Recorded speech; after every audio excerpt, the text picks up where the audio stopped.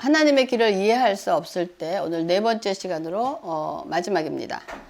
하나님의 꺾이지 않는 주권을 신뢰하라. 로마서 9장 13절에서 16절 그리고 18절에서 20절의 말씀으로 여러분과 함께 나누고자 합니다. 하나님의 길을 이해할 수 없을 때 사람들이 보인 세 가지의 반응, 거부하고 달아났던 요나, 또 왜곡하고 부정했던 사울, 그리고 몸부림을 치면서도 신뢰한 하박국 선지자의 반응이 있었습니다.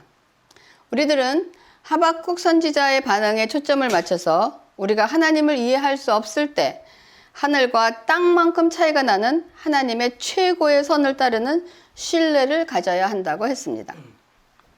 그럼 이번에는 하나님의 길을 이해할 수 없을 때 네 번째로 하나님을 신뢰한 하박국 선지자의 그 신뢰의 내용이 무엇이었는가 하는 것입니다. 하박국 선지자는 하나님의 무엇을 믿었기 때문에 그 상황에서 하나님께 순종하고 따를 수 있었는가? 그것은 바로 하나님의 꺾이지 않는 하나님의 주권을 신뢰한 것입니다. 이 주권이라는 단어가 참 어렵습니다. Sovereignty of God이라고 하는데 이 하나님의 주권이라는 것은 하나님께서 모든 것을 통치하시고 주인이시라는 그런 뜻입니다. 그러나 모든 권위를 해제하고 지금은 이런 권위가 세워지는 세상이 아닙니다. 이 불변하는 진리란 없다라고 외치는 이 포스트 모더니즘 시대에 이 하나님의 주권이라는 말은 마치 이 말은 박물관에 박제되어야 될 이런 말이지 현재 사용하는 언어가 아니라라고 말할 것입니다. 그러나 하나님의 주권은 영원히 변하지 않는 불변의 진리입니다. 그 아더 핑크 목사님의 하나님의 주권이라는 그 저서가 있는데 그 책은 좀 의미가 깊고 쉽게 이해가 어렵습니다. 그런데 이 책의 모토는 모든 일을 하나님 뜻대로 일하신다입니다. 여러분 이런 말을 들으면 좋습니까? 우리가 애들을 키울 때 애들이 뭐 엄마가 왜 그래 그러면 왜 엄마 이래 그러면 뭐라 그래요? Mom say so?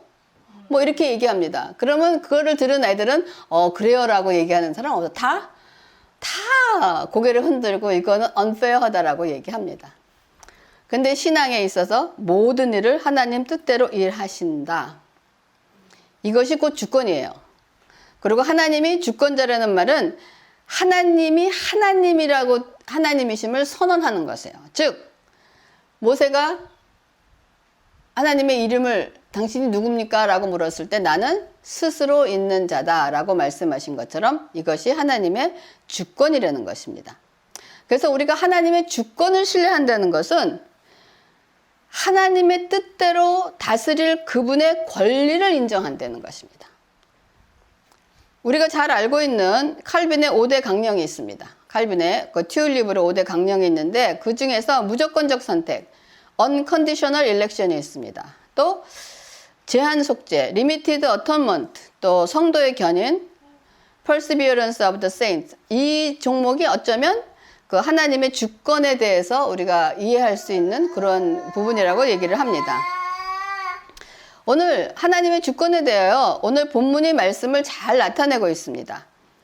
야곱은 사랑하고 에서는 미워하였다라고 얘기하고 있어요. 그러면 우리는 왜 야곱은 사랑하고 에서는 미워하십니까? 라고 따질 수가 없다는 거예요. 이거가 unconditional election입니다. 하나님이 선택하신 그 선택에 어떤 조건이 있는 것이 아니라 하나님의 뜻에 따라 정하셨다는 것입니다. 그러니까 사랑할 자는 사랑하고 미워할 자는 미워하고 긍휼히 여길 자를 긍휼히 여기고 불쌍히 여길 자를 불쌍히 여기는 게 이렇게 하나님 이런 것에 대해서 하나님께 이의를 그건 옳지 않습니다 라고 의의를 제기하는 자들을 향해서 감히 너희들이 누군데 내가 한 일에 대해서 이러쿵저러쿵 하느냐 라고 물으시는 거예요. 지음받은 존재가 지은이 이게 왜 나를 이렇게 만들었냐라고 묻는다라는 것입니다. 그래서 아더 핑크 목사님은 하나님은 주권적으로 능력을 행하십니다. 또 자신의 능력도 자신이 원하시는 방법으로 행하십니다. 또 하나님이 원하시는 때에 행하십니다. 또 원하시는 곳에서 사용하신다는 거예요. 그러기 때문에 우리가 특히 하나님의 사랑은 하나님이 사랑하신다 한다는 그 사랑은 하나님의 주권에서 나와야 한다고 이 아다 핑크 목사님은 얘기하고 있어요. 왜냐? 만약에 하나님이 어떤 사람을 사랑하는데 그 사랑의 규범에 따라 사랑하신다면, 사랑의 그 조건을 따라 사랑하신다면 그분은 그 사랑을 하는 그 규범 아래에 계시다는 거예요. 만약 하나님이 사랑의 규범 아래 계신다면 그분은 주권자가 아니라 규범의 지배를 받는 자가 되는 것이라고 반박을 하고 있는 거예요. 그렇기 때문에 이런 하나님의 사랑도 특히 이것은 하나님의 주권에서 나와야 한다는 거예요. 그러니까 조건이 없다는 거예요. 하나님이 재청이를 사랑하시는 이유? 조건이 없다는 거예요. 만약에 조건이 있다 그러면 하나님보다 조건이 더 위에 있다는 것입니다. 그렇기 때문에 사랑은 하나님의 주권에서 나온다라고 얘기하는 것입니다. 그러므로 우리가 하나님의 주권을 인정하고 받아들이게 되면 하나님에 대한 우리의 태도가 어떻게 변하시는지 압니까? 경건한 두려움이 발생을 합니다. 그리고 절대 복종할 수 있게 됩니다. 완전한 내어 맡김과 복종이 어떻게 되냐? 우리 신앙성에서 자연스럽게 나타나게 되어 있습니다. 하나님의 섭리를, 하나님의 주권을 인정하게 되면. 그러므로 하나님의 주권에 대한 완전한 이해와 항복이 없이는 여러분 하나님에 대한 온전한 신뢰를 이뤄낼 수 없습니다. 여러분이 하나님의 주권에 대해서 완전히 이해하고 그것을 받아들이지 않으면 하나님에 대해서 하나님과의 관계에서 온전한 신뢰 관계를 이뤄낼 수가 없다라고 얘기하고 있습니다. 우리가 마태복음 7장 7절 우리가 외웠던 그런 구절입니다. 구하라 그리하면 너희에게 주실 것이요 찾으라 그리하면 찾아낼 것이요 문을 두드리라 그리하면 너희에게 열릴 것이니. 이 말씀은 우리에게 굉장히 친밀하고 우리가 기도할 때 가장 많이 잘 인용하면서도 굉장히 좋아하는 구절입니다. 그런데 이 구절이 우리들에게 문제를 제기합니다. 여러분은 이거를 보시면서 어떤 문제점을 발견하지 못합니까? 무슨 문제냐 하면 우리들은 예수님의 말씀을 모두 믿습니다. 그렇죠? 저 말을 믿어요. 근데 우리에게 중요한 것을 하나님께 요청했다가 받지 못한 적이 얼마나 많이 있습니까? 그렇잖아요. 그럴 때 우리가 저렇게 했는데 받지 못했을 때 우리가 종종 듣는 말은 어떤 말을 들었냐면 하나님은 언제나 응답하신다. 그러나 반드시 예스가 아니고 노라도 응답을 하신다라는 말을 듣습니다. 그럼 그 말을 들으면 좀 위로가 돼요. 그렇지. 하나님이 이걸 원하시지 않는구나. 그러나 마땅히 정말 간절히 진심으로 구했지만 여러분 결국 찾지 못한 적이 있지 않습니까? 또 받지 못하면서도 지금도 계속 혹시 구하고 있는 것이 있지 않습니까? 또 끈질기게 더 나아가 필사적으로 두드렸지만 한 번도 열리지 않은 문도 있지 않습니까? 이렇듯 우리는 모두 자신의 이야기를 가지고 있습니다. 우리는 모두 하나님께 무언가를 얻으러 그분께 나갔지만 아무것도 얻지 못해 어떨 때는 혼란과 실망 속에서 몸부림친 경험이 다 있습니다. 구하고 찾고 두드려도 되지 않았습니까? 그러면 예수님의 말씀이 틀린 것입니까? 하영 씨가 아니라고 고개를 흔드는데 아닙니다. 여러분 정말 아니라고 확신하십니까? 그렇다면 추론할 수 있던 것은 하나님의 말씀은 정확하게 맞는 것인데 이것이 이루어지지 않는다면 우리가 예수님의 말씀을 잘못 이해하고 있다고 추론할 수밖에 없지 않는가 하는 그런 생각을 합니다. 그럼 우리가 무엇을 잘못 이해하고 있는 것일까요? 우리는 이렇게 생각합니다. 우리가 구하면 주님은 주신다. 우리가 찾으면 주님의 사랑의 섭리 가운데서 발견된다. 우리가 들어가기 원하는 문을 두드리면 주님은 그 문을 열어주신다. 이렇게 공식처럼 믿고 있지 않습니까? 근데 이것이 착각이라는 것입니다. 우리의 착각은 우리가 구하고 찾고 두드리면 예수님은 말씀하신 대로 행할 것이며 우리가 바라는 대로 우리 인생에 복을 주실 것이라고 믿고 있다는 것입니다. 그러면 우리가 구하고 찾고 두드리는 일을 하고 있음에도 불구하고 말씀대로 결과를 얻지 못하고 있다면 여러분 어디에 문제가 있다고 생각하십니까? 기도에 문제가 있나? 기도하라 그러잖아. 구하고 찾는 대상에 문제가 있는 대상이 문제입니다. 문제는 우리의 행위가 아니라 우리가 무엇을 구하고 있느냐, 무엇을 찾고 있느냐, 어디를 두드리고 있느냐가 문제라는 것입니다. 이러한 잘못된 결과를 가져오게 된 것은 예수님의 말씀을 우리가 엉뚱하게 받아들인 데서 기인한다는 것이에요. 그러니까 하나님께서 주시겠다고 하신 것과 내가 원하는 것에 차이가 있다는 것입니다. 얼마만큼 차이가 있느냐? 하늘과 땅만큼 차이가 있다는 것입니다. 그래서 요한일서 5장 14절에 그를 향하여 우리가 가진 바 담대함이 이것이니 그의 뜻대로 무엇을 구하면 들으심이라 라고 되어 있습니다. 여기에서 위에 성경의 말씀에서 우리가 구하고 찾고 두드려야 할 내용에 관하여 말씀하고 있는데 그 두드려야 할 내용이 그 정답이 무엇입니까? 저기에서 그의 뜻대로입니다. 그의 뜻대로가 정답인 거예요. 즉 내가 원하는 나의 뜻이 아니라 하나님의 뜻대로 구해야 한다는 것입니다. 그리고 요한복음 14장 14절에 내 이름으로 무엇이든지 내게 구하면 내가 행하리라. 여기서 내 이름으로, 즉 예수 이름으로 무엇이든지 주님께 구하면 주신다고 말씀하셨습니다. 그러면 내 이름으로 구한다는 의미가 여러분 무엇입니까? 주님의 뜻대로. 자, 우리가 모든 기도의 끝을 예수님의 이름으로 기도합니다 라고 마무리를 합니다. 그러면 내 이름으로 구하라 라고 한 뜻이 모든 기도의 끝을 예수님의 이름으로 기도하라. 그러면 내 뜻을 쫙 나열해 놓고 기도하고 난 후에 마무리로 예수님의 이름으로 기도합니다. 그러면 된다는 뜻입니까? 근데 우리가 이런 일을 아주 자주 하고 있어요. 여러분, 저는 내 이름으로 구하라 라는 의미를 저는 두 가지로 이해하려고 합니다. 첫째는 하나님께 가는 길은 오직 예수님밖에 없다는 것입니다. 내가 길이요 진리요 생명이니 나로 말미암지 않고는 아버지께로 올 자가 없다라고 말씀하신 것처럼 우리가 하나님께 기도를 드리지만 우리 기도의 효력은 예수님의 이름으로 올려져야 효력이 있다는 것입니다. 여러분이 기도의 리스트를 다 쓰고 난 다음에 거기다 사인은 누가 하느냐? 내가 해도 안 되는 거예요. 예수님이 사인하셔야 그 기도가 효력이 있다는 말씀입니다. 그렇기 때문에 하나님께 가는 길은 오직 예수밖에 없기 때문에 우리가 예수님의 이름으로 기도해야 되고, 두 번째로 예수님의 이름으로 구하라는 의미는 예수님의 이름에 걸맞는 것을 구하라는 거예요. 그 리스트를 쫙 써놨는데 그거를 구한 사람이 예수님의 이름하고 맞나 한번 생각해 보시라는 거예요.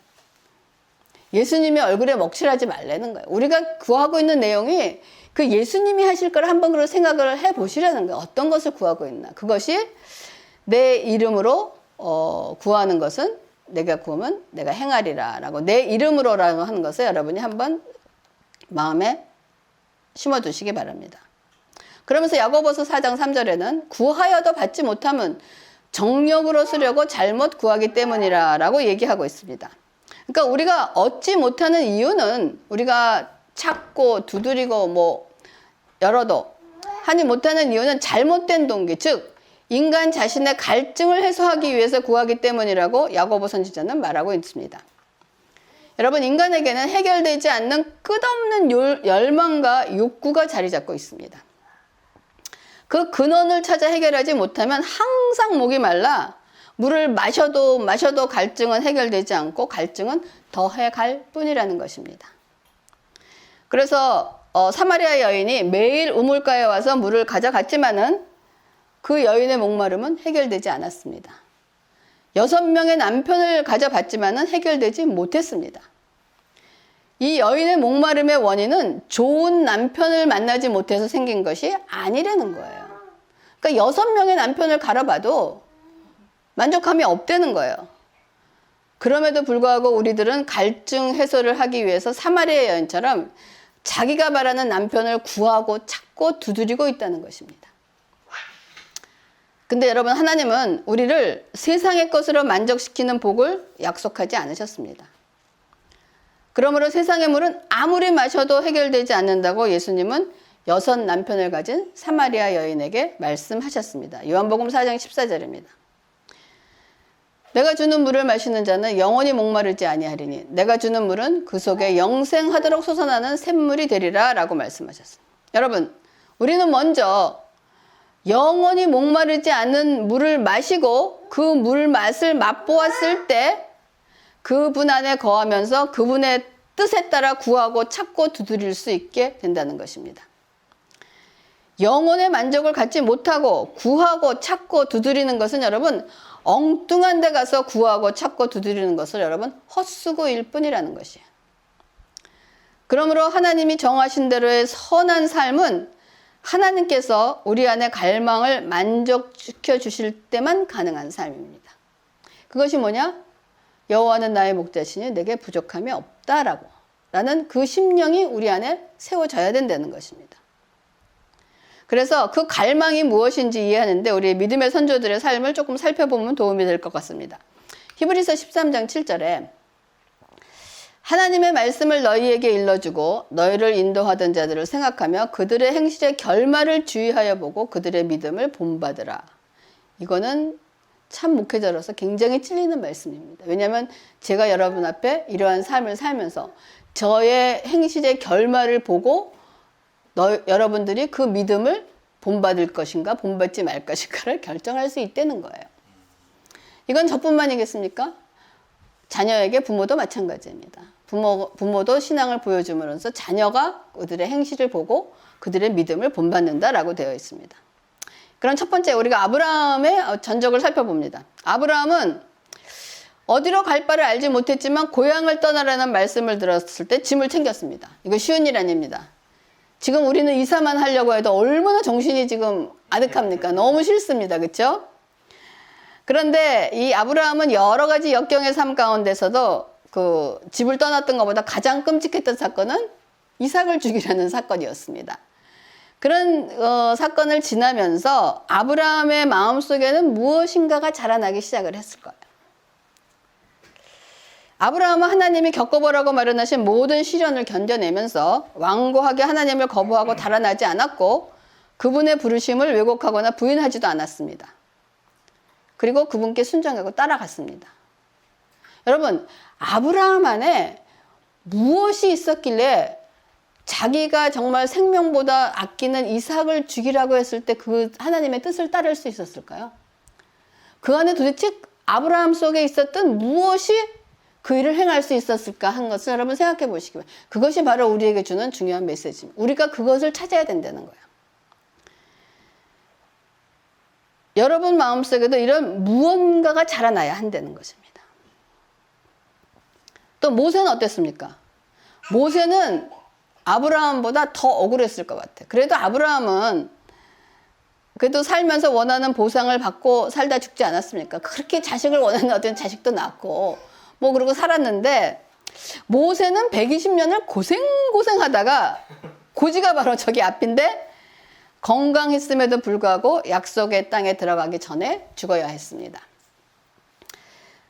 자신의 수고에 대해 기대했던 보상은 간 것 없고 하나님은 그대는 여기까지라는 그런 말을 들었다는 거예요.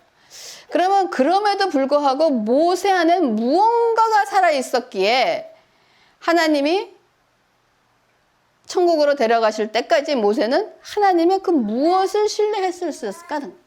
여러분, 내가 한 일에 대해서 보상받고 싶고 너무 억울한데 하나님이 여기까지라고 했을 때 그 여기까지를 따를 수 있었던 모세의 마음에는 어떠한 하나님에 대한 신앙이 있었는가 여러분 한번 생각해 보시기 바랍니다. 그 무엇이 그 일을 감당할 수 있게 했을까? 또 지난 시간에 언급한 바울도 마찬가지입니다. 하나님의 좋은 소식에 내포된 험난한 현실의 삶을 부인하거나 불평하거나 낙담하지 않았습니다. 그리고 그렇기 때문에 바울 안에 또 무엇이 살아남아 있었기에 예수를 위해 고난받는 풍성한 삶을 살아낼 수 있으며 끝까지 좁은 길을 걷는 선한 삶을 살아낼 수 있었을까요? 우리 각자 마음속에 반드시 뭐냐? 그 무엇이 있어야 합니다. 여러분, 그 무엇은 무엇일까요? 여러분이 각자 안에 지금 어떠한 대답을 내렸을 줄 믿습니다. 그 무엇은 다 뭐라고 한마디로 얘기할 수 없지만은 그런 일을 그 상황에서 모든 것을 포기하고 이해할 수 없지만은 말도 안 되는 상황이지만 하나님을 따라갈 수 있었을 때 그 무엇은 어쩌면 하나님은 다 알고 계신다. 내가 모르고 있을지라도 하나님은 다 알고 계시며 반드시 이루어 주실 것이라는 어떤 하나님에 대한 신뢰가 있지 않았겠는가. 이것이 바로 하나님의 주권을 인정하는 것입니다. 그렇기 때문에 빌립보서 1장에 너희 안에 착한 일을 시작하신 이가 그리스도 예수의 날까지 이루실 줄을 우리는 확신한다는 것입니다. 그래서 이런 믿음의 선조들에 비하면 저는 뭐 어린이와 같은 신앙이지만 그래도 저도 나름대로 이야기가 있는 인생입니다. 그래서 순간순간 인생의 어려움과 고난을 지나오면서 제 마음속에 무언가 계속 살아남는 것이 있었습니다. 그 무언가가 나로 하여금 세상의 것을 포기할 수 있게도 했고 버리게 할 수도 있게 했다는 것입니다. 다음 주면 우리 새삼교회가 시작한 지 13년이 됩니다. 그 사역의 13년의 세월뿐 아니라 저희 삶에 함께 하신 하나님의 인도하심을 되돌아볼 때 결론은 저의 고백은 그분의 부르심에 후회가 없습니다입니다.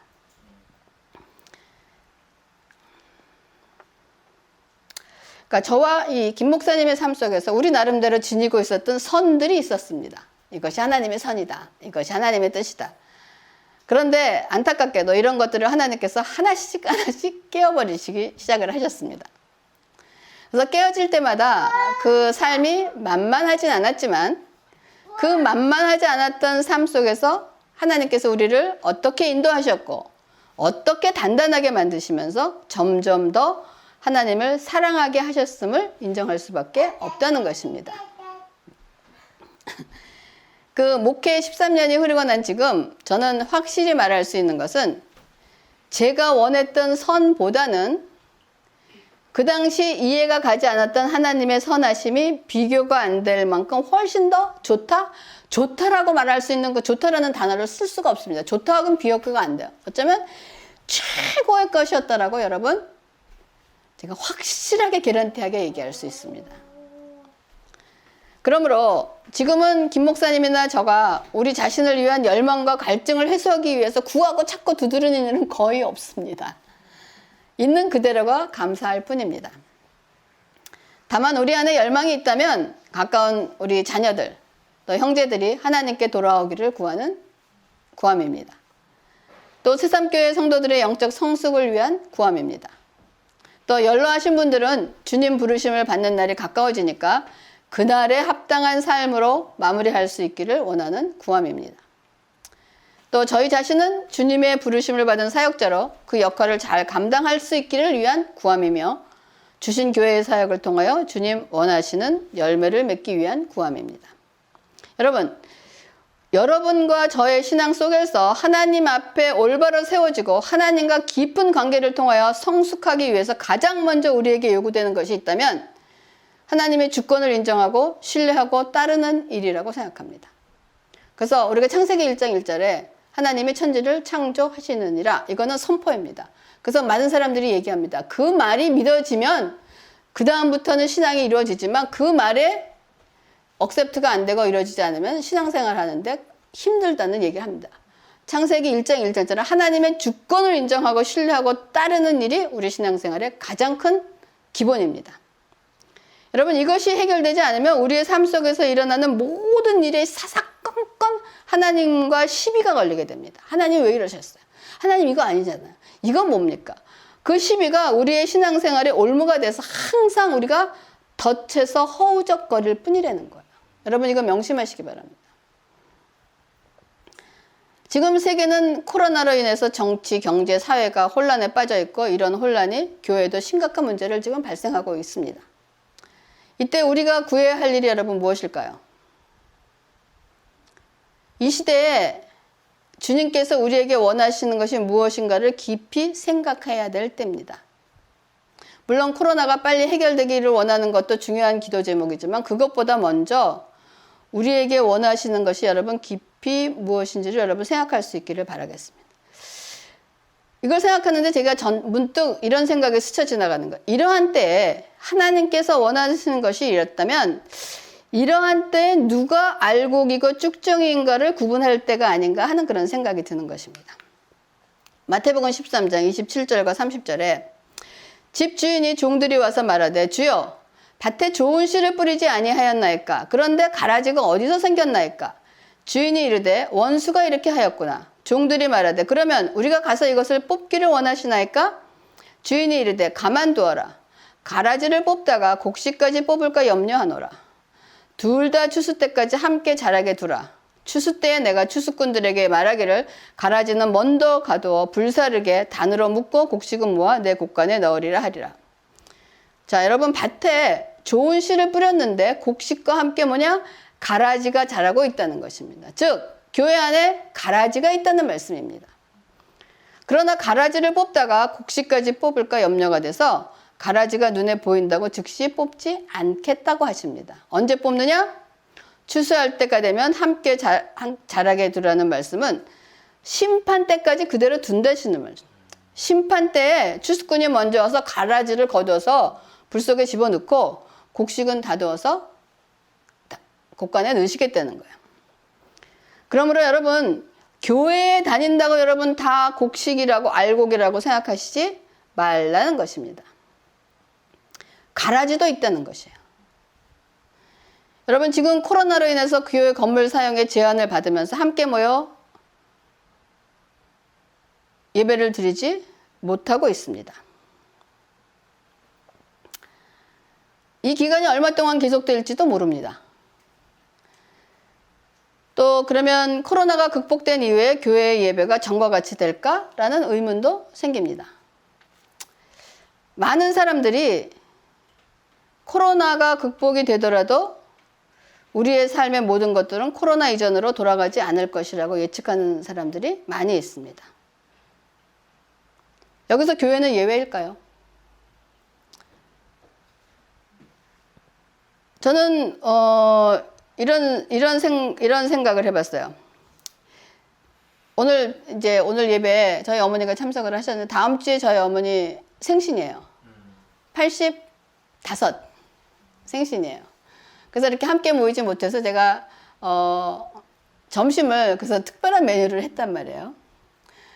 그러면서 이렇게 스치는 말이 이렇게 코로나로 인해서 못하니까 어머니에게는 점심 식사를 해야지라고 생각하면서 어떤 말이 스치냐면 니네들은 그러면 이제 우리 동생들도 뭐 전화였어요. 코로나 때문에 엄마 생신 어떡하지 뭐 이러고 전화들도 오고 뭐 그랬을 때 느끼는 말이 그럼 니네들 코로나 이전에는 그렇게 어머니에게 생신을 잘하고 그렇게 해피하게 했느냐 하는 생각이 드는 꼭 주님이 물으시는 것 같아요.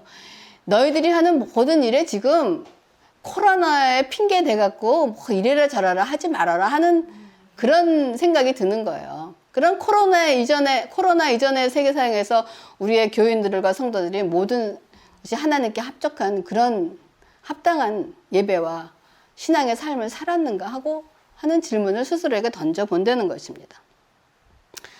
그러므로 지금 현실에서 주어진 상황 가운데 지금 우리들이 해야 될 자신은 어떠한 자세와 마음으로 예배를 드리고 신앙생활을 하고 있는가를 여러분 스스로에게 질문을 던질 수 있기를 바라겠습니다. 이러한 역경 가운데 우리들은 자신의 신앙 믿음을 여러분 돌아봐야 합니다. 그리고 우리들은 성숙되어 가야 됩니다. 여러분 앞으로 목사도 없고 이런 세상일 때 여러분만 남겨준다 그러면 목사가 없기 때문에 예배를 못 드립니까? 하나님 앞에? 그럼 어떻게 하실 거예요? 예를 들어서 지금 교회 건물에서 예배드리지 못한다고 저렇게 난리를 치는데 목사도 없는 세상에 살게 된다 그러면 어떻게 예배를 드리는 예배자가 될 것이라는 생각해 봐야 되지 않겠습니까? 여러분 성숙한 그리스도인들은 하나님의 주권에 우리의 자신을 온전히 내어드리고 그분이 심어놓으신 열망에 맞춰 기뻐하면서 그분의 은혜를 맛보기를 갈구하는 자들입니다. 우리들의 삶의 앞에 도저히 여러분 이해할 수 없는 하나님의 길이 놓여질 때 우리의 할 일은 두 가지입니다. 내 자신을 믿느냐 하나님을 믿느냐 두 가지 선택입니다. 여러분들은 여러분들의 인생을 여러분 손안에 들려지기를 원하십니까? 아니면 하나님 손안에 들려지기를 원하십니까? 하나님 손안에 들려지기를 원해서 자식을 하나님께 맡겨서 성공한 케이스가 우리 어머니 접니다. 우리 어머니가 하나님이 그냥 네 손에 있는 게 안전하겠느냐? 내 손에 있는 게 안전하겠느냐? 그때 저희 어머니가 포기하고 돌아갔잖아요. 이것이 성공한 케이스입니다. 여러분 하나님의 꺾이지 않으시는 그분의 주권을 여러분 온전히 신뢰하시기를 주님의 이름으로 부탁하며 여러분 축복합니다. 여러분의 삶길은 앞으로 계속 이해하지 못할 일들이 벌어질 것입니다. 그럴 때 여러분이 아닌 하나님의 그 꺾이지 않는 하나님의 주권을 인정하시면서 신뢰하시면서 그분의 길을 따라가시기를 주님의 이름으로 부탁하며 축복합니다. 기도하겠습니다. 하나님 감사를 드립니다. 우리의 인생 앞길에 하나님의 이해하지 못하는 길이 너무나 많이 있습니다. 그 길은 하나님의 길은 우리의 길과 하늘과 땅만큼 차이가 있다고 했습니다. 그 갭을 메꾸기 위해서는 우리가 하나님의 주권을 인정하며 하나님을 온전히 신뢰하고 따라갈 때 아버지 그 길이 그 좁은 길처럼 보이지만은 그 좁은 길을 지났을 때 천상으로 가는 넓은 길이 열릴 줄을 믿으며 우리들에게 이러한 믿음을 허락하시고 축복하여 주시옵소서. 감사를 드리면서 모든 말씀을 예수님의 이름으로 기도합니다. 아멘.